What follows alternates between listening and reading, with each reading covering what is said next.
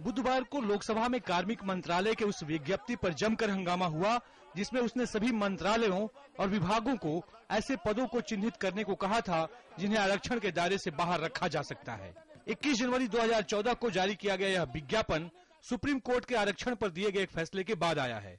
Court की 5 जजों की बेंच ने 16 जनवरी 2014 को यह निर्णय सुनाया कि सरकार चाहे तो संविधान में संशोधन कर स्पेशलिटी और सुपर स्पेशलिटी मामलों में आरक्षण दे सकती है।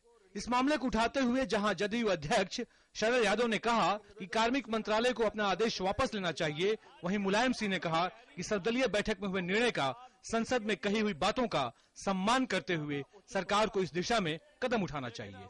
ये 80% पॉपुलेशन का मामला है। आपने कहा था कि कोर्ट से ठीक मामला नहीं हुआ तो हम इसको कॉन्स्टिट्यूशनल अमेंडमेंट कराएंगे।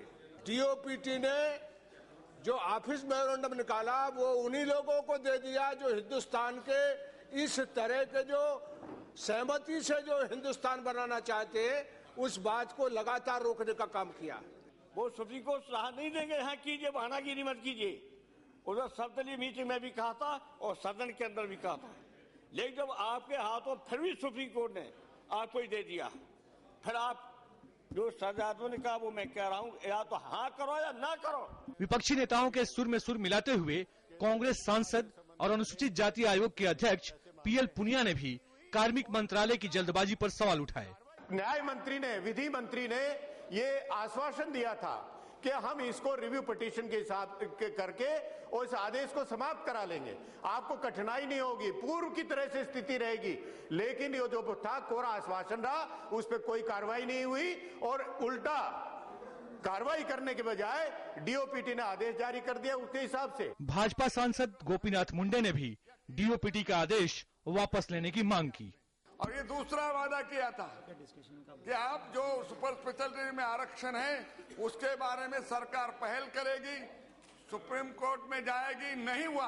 आज आपको डीओपीटी का आदेश वापस लेने का फैसला सदन में घोषित करना चाहिए। मामले पर सदस्यों की बातों का जवाब देते हुए राज्य मंत्री वी नारायणसामी ने कहा कि सरकार का रुख है कि सुपर स्पेशलिटी मामले में आरक्षण की कोई जरूरत नहीं है और वह सुप्रीम कोर्ट के निर्णय को मानेगी।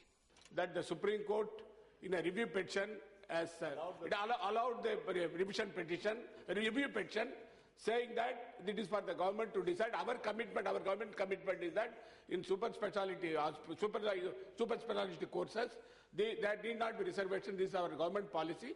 We will go by the Supreme Court decision. दरअसल 18 जुलाई 2013 को सुप्रीम कोर्ट ने यह निर्णय सुनाया था कि एम्स सहित कई दूसरे संस्थानों में जहां स्पेशलिटी और सुपर स्पेशलिटी वाले कोर्स हैं, उन कोर्स में आरक्षण नहीं दिया जा सकता।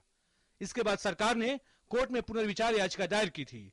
कोर्ट ने कहा था कि वह 1992 के इंदिरा साहनी केस में 9 जजों के बेंच द्वारा कही हुई बातों से अलग कुछ भी नहीं कहना चाहती, जिसमें यह कहा गया था कि स्पेशलिटी और सुपर स्पेशलिटी मामलों में मेरिट से समझौता नहीं किया जा सकता।